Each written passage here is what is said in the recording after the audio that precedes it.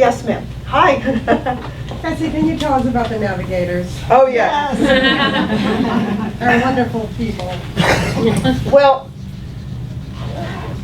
the Navigators were included in this law not for the purpose of assisting people in enrolling in health care. This is a device to provide permanent funding for the allies of the Democratic Party, unions, community activists, immigration rights groups, civil rights groups, Planned Parenthood, all of these groups. The law provides enormous funding for the first year from the federal government, or in some cases state governments, directly to these organizations that then pay the money out to street people, the same people who run the phone banks and go door to door at election time, right? This is a way of providing them with a livelihood, a way of supporting themselves in between elections, having a ready-made permanent force to get out the vote and also voter registration. After the first year, according to the law itself, those groups will be funded out of the premiums paid by citizens. When you write that check every month to pay for your insurance, part of it's going to those Navigators. Oh, yes. Yes. Now, in California, one of the first states to set up an exchange, the federal government made a grant of over $100 million. And I watched where the money went.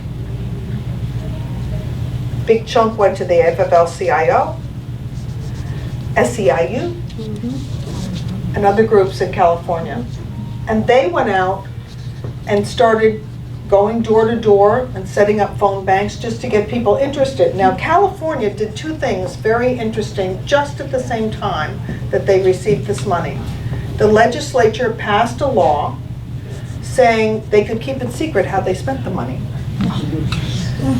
And the second law made voter registration an integral part of the health exchange. So you watch, in every state that's what's going on. And they actually repeat this mechanism in the Senate immigration bill that unfortunately I think is dead, but they did the same thing.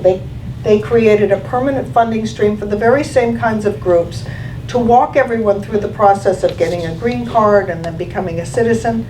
Why would you outsource these functions, whether it's helping people enroll in healthcare or become citizens?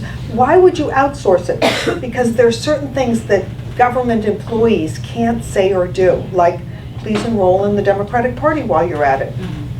So that's really what the Navigators are about. But there's a real concern because the Department of Health and Human Services has said no, there's no background checks, right?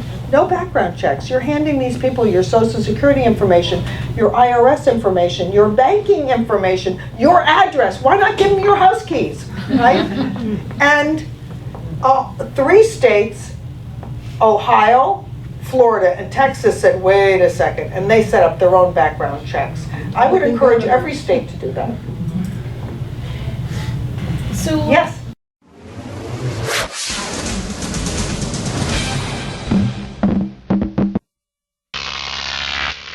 GrokTV.